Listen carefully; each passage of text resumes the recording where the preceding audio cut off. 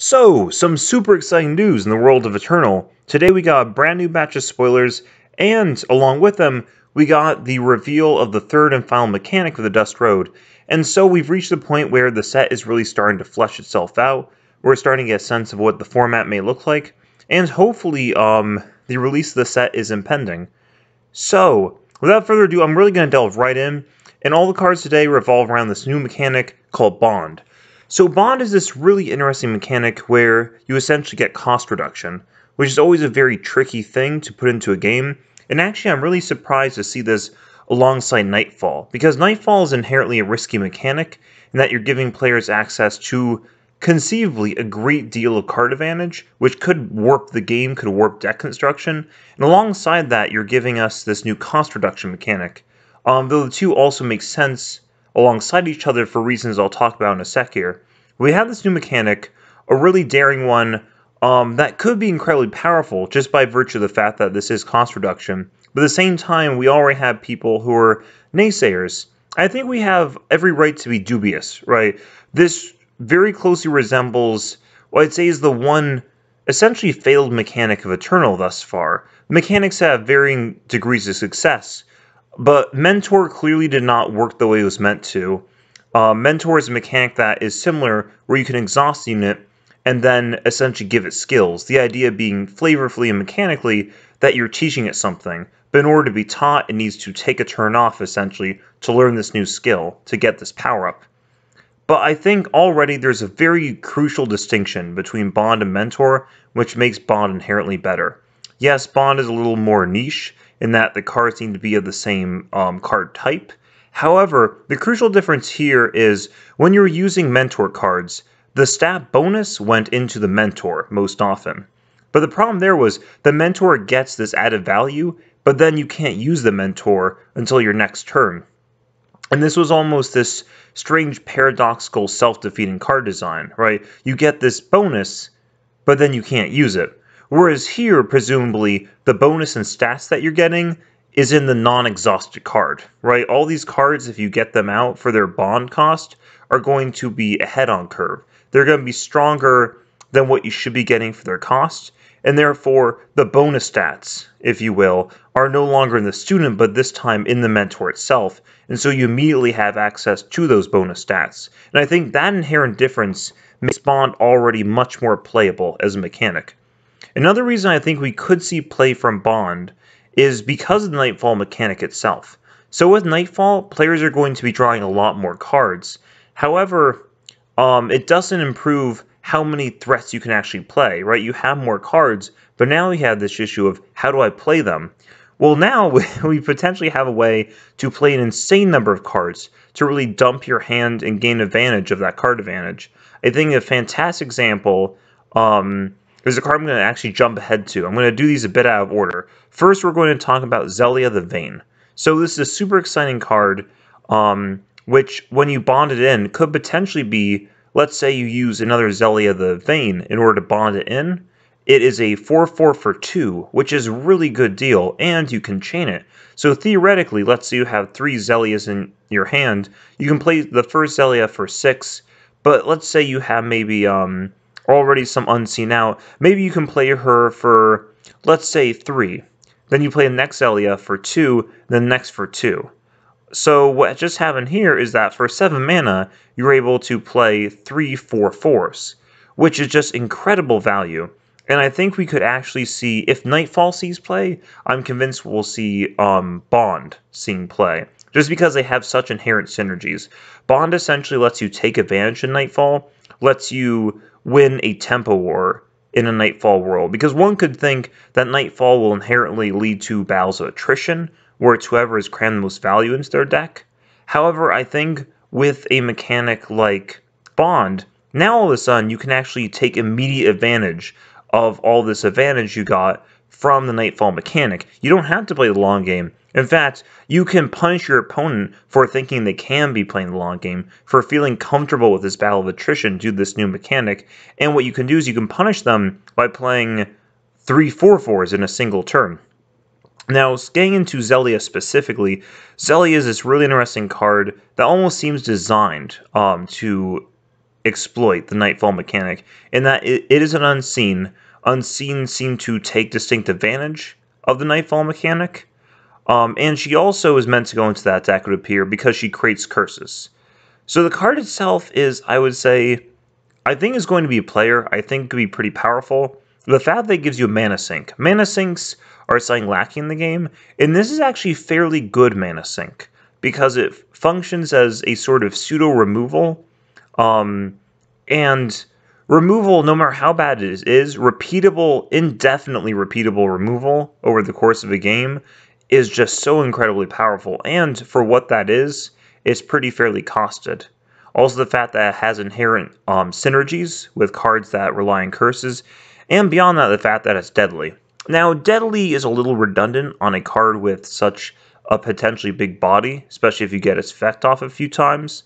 4/4 is sturdy enough where the deadly is a little less enticing, but it is more of, I guess, a cherry on top, but not a bad cherry to have. Long story short, I can see this being a very powerful card, and one that could work very synergistically with Nightfall, in that it lets you get ahead, and maybe make it so that your opponent can actually use all that advantage they get off your Nightfall, right? Use Nightfall, your opponent draws all these extra cards, but then you're so aggressive, you're able to play cards out so quickly by chaining bonds that your opponent doesn't get to use those cards.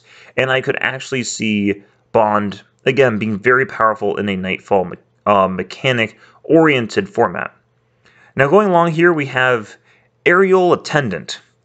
This one is a little less exciting, potentially. I think part of the reason is it's hard to see the Valkyrie deck. The Valkyrie deck has been fleshed out far less than the Unseen deck. But let's say you play Valkyrie Enforcer turn 3, this turn 4, kind of the most obvious sequence of plays, which seems to be probably more of a mid-range oriented approach. You're playing a 3/3, and then the next turn, by exhausting that 3/3, you get a 4/3 flyer that gives you some armor, that is flying, that is Warcry. I don't think this card is particularly powerful. Warcry has a depreciating effect over time, partly because I'd say it's more of an aggressive mechanic, and this is more of a middling card. Even with cost reduction, it's hard to see you being able to play this that aggressively. I don't think we would see play in aggro decks, right? I think this would see play, at the very least, in a more mid-rangey deck. The 3 armor is not a bad effect at all, right? But part of what's problematic about the card is that it very specifically sees play in the Valkyrie deck. And the question is this payoff? Is this a card that makes you want to play the Valkyrie deck? No. If a Valkyrie deck exists, I could see this being good.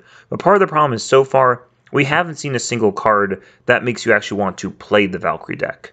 You have cards that could be role players in it, but nothing that incentivizes us. So that's so far what my issue is with any card that revolves around these Valkyrie synergies. But we'll see. But my intuition is the card is not particularly powerful, and that this is one, unlike some of the others, that you really need to be in the Valkyrie deck. Whereas with Velia, you could potentially play this outside of an Unseen deck, or in a deck where you just have a handful of Unseen. This could be more of an engine card, reminds me of Tavrod. You don't need to be running the Minotaur deck to run Tavrod. Much in the same way, Zelia is a card you could potentially play for 6, and still feel alright about it, and then it just has the extra upside. Whereas you really don't want to be playing Aerial Attendant for 7. Moving on here, we have Slope Surgeon. So this is another deck that hasn't necessarily taken form completely yet, the Yeti deck, but this is an interesting card certainly. So here's one where specifically you need the bond. In a way that's too bad, and that I could have seen this seen play in non-Yeti decks, just because card selection is so valuable. So it's too bad that its flexibility is reduced by the fact that it has to be a bond card. But it is interesting. What I'd say is the problem here with having bond in Yeti builds is Yetis tend to be on the smaller side, right? You have usually a lot of them, and they're usually pretty small, so they seem to have almost anti-synergy with bond, which relies on having bigger units. So I think the problem here is the mechanic just doesn't necessarily fit with the tribe. There aren't really any great Yetis that activate this all that much. So generally speaking, it's just that the pieces aren't there to enable this, and its effect, while quite good, I'd say, is something you love in a lot of strategies, but is not necessarily what you're looking for in Yeti decks. In fact, Yeti decks, we've seen a lot of different things coming from Yetis. A lot of card selection, more controlling cards like this, then some very aggressive Yetis. It's hard to even know what the Yeti deck wants. It seems to be having something of an existential crisis. So because this doesn't fit into a specific vision, because the Yeti deck has no specific vision, and because Bond inherently combos poorly with what Yetis we've seen, I don't see this being particularly powerful in a constructed context. Alright, and last but not least, maybe the most exciting, if not the most practical of these new cards, is Nova Quake Titan. Alright, gee willikers. So, I actually didn't do a review for Great Kiln Titan, but what I was going to say about that card was it's actually not the great finisher you necessarily want in the Praxis ramp deck. It may seem like it, but the fact of the matter is it's essentially a Vara. Even potentially a worse Vara, depending on how you see it. So both cards, if they stay out long enough, right, they're both 8-drops, and they're both 8-drops where if they stick around long enough, you essentially win. However, Vara has, I would argue, better immediate impact. When you play Vara, you get to pick what you bring back, which means you get back a Champion of Cunning. You get back another Vara. You can get back a whole variety of threats, all of which are very powerful, so even if the Vara is removed, you're still getting some serious value. Meanwhile, with Nova Quake Titan, or sorry, rather, with the Great Kiln Titan, the issue there is that you're playing a ramp deck, presumably. The issue, though, is you may then just get ramp off the top of your deck. You may get a Power Stone, and you can deal 2 damage, but then let's say your opponent annihilates it. That can be a crippling loss in tempo, not to mention you lost your main threat for not much fuss. Also, we see Vara decks that aren't really ramping, right? And Vara really is a finisher, but relies on otherwise a control shell, but is not a card that single-handedly wins you the game. It wins you the game usually because you've been playing a very attrition-y control style deck, style game. Whereas with Great Kiln Titan, presumably you've been ramping, and if that's the case, your opponent may very well have a bunch of gas, may be able to handle it quite easily. So it never felt like an actual great ramp finisher, whereas this feels like an actual ramp finisher. This, I think, could see play. This is what a ramp deck needs, essentially, right? This is everything a ramp deck wants. For every piece of ramp, it rewards you. That's the crucial thing. What it really reminds me of in a lot of ways is Sphinx's Revelation from Magic the Gathering. Now, what's great about Sphinx's Revelation is as a control deck, you never felt bad about drawing a land, even though you could flood, because you knew those lands would eventually be cards, right? So lands were always great.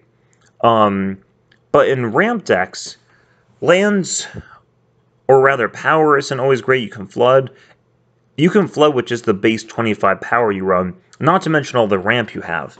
So this helps alleviate that burden of running all those rocks, of running all those ways to ramp, of running various relics, because it turns them into draw later. Not to mention, its ability to bounce and silence all your opponent's cards is actually, I would say, pretty potent.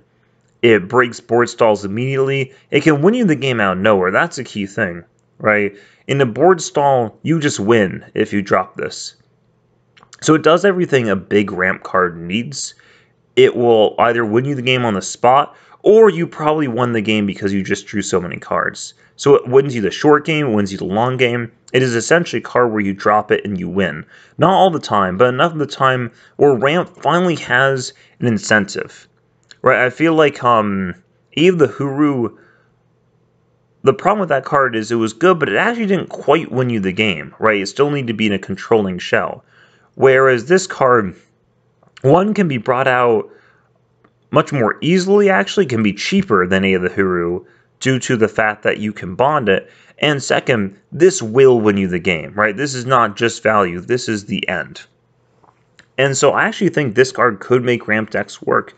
I think it's just such power, and it seems impractical because of its cost.